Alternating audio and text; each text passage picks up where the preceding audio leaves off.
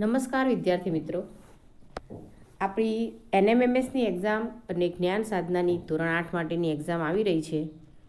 તેમાં બે વિભાગનું આપણું પ્રશ્નપત્ર હોય છે. પ્રથમ વિભાગ છે મેટ વિભાગ અને બીજો વિભાગ છે સેટ વિભાગ. જે સેટ વિભાગ છે એમાં સબ્જેક્ટિવ ક્વેશ્ચન પૂછાય છે. તો એમાં આજે વિજ્ઞાન વિભાગના કેટલાક પ્રશ્નોનું આપણે સોલ્યુશન કરીશું. જેમ કે પ્રશ્ન નંબર 1,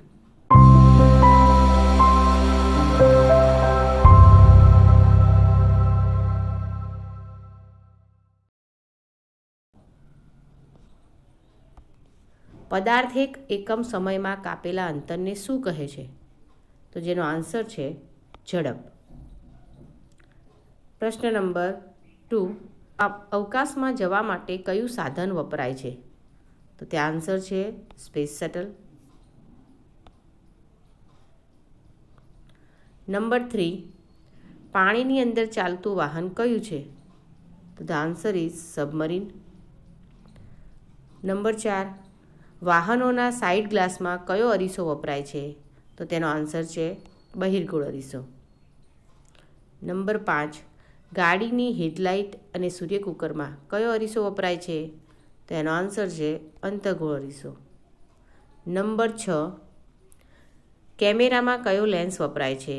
તો જેનો આન્સર છે બહિર્ગોળ લેન્સ. 7, સૂર્યપ્રકાશને પૃથ્વી પર પહોંચતા કેટલો સમય લાગે છે? તો આન્સર છે 8 મિનિટ અને 20 સેકન્ડ. નંબર 8, સૂર્યગ્રહણ કયા દિવસે થાય છે? તો અમાસના દિવસે. નંબર 10, તાપમાન માપવા માટે કયા સાધનનો ઉપયોગ થાય છે?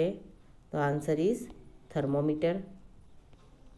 11, હૃદયના ધબકારા માપવા માટે કયા સાધનનો ઉપયોગ થાય છે? તો જેનો આન્સર છે સ્ટેથોસ્કોપ. નંબર 12, સૂક્ષ્મજીવોને જોવા માટે કયા સાધનનો ઉપયોગ થાય છે? તો ધ આન્સર ઇઝ સૂક્ષ્મદર્શક યંત્ર.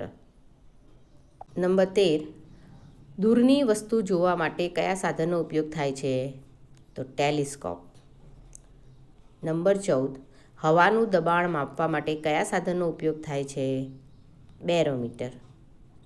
15, ધરતીકંપની ધ્રુજારી માપવા માટે કયા સાધનનો ઉપયોગ થાય છે? તો સિસ્મોગ્રાફ. 16 નંબર, દૂધની ઘનતા માપવા માટે કયા સાધનનો ઉપયોગ થાય છે? તો જેનો આન્સર છે લેક્ટોમીટર. 17, કયા ગ્રહને નાસા ગ્રહ માનતી નથી? તો જેનો આન્સર છે પ્લુટો. 18, ઓઝોન વાયુ કયા કિરણોથી રક્ષણ આપે છે? તો જેનો આન્સર છે પારજાંબલી કિરણો. 19, પૂંછડિયા તારાને શું કહે છે?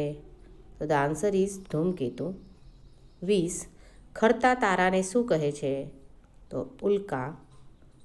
21, કયા વૈજ્ઞાનિક ભારતીય અણુવિજ્ઞાનના પિતા તરીકે ઓળખાય છે? તો ડૉક્ટર હોમી ભાભા. 22, વિદ્યુત માપવાનો એકમ કયો છે? તો ધ આન્સર ઇઝ વોટ. 23, અવાજ માપવાનો એકમ કયો છે? તો ડેસિબલ. 24, પાણીનો જથ્થો માપવાનો એકમ કયો છે? તો ધ આન્સર ઇઝ ક્યુસેક. અને 25, દબાણ માપવાનો એકમ કયો છે? તો જેનો જવાબ છે પાસ્કલ અથવા બાર. આગળના જે આપણા પ્રશ્નો છે 26 થી 50 સુધીના, જે આપણે આપણા નેક્સ્ટ વિડીયોમાં જોઈએ. નમસ્કાર.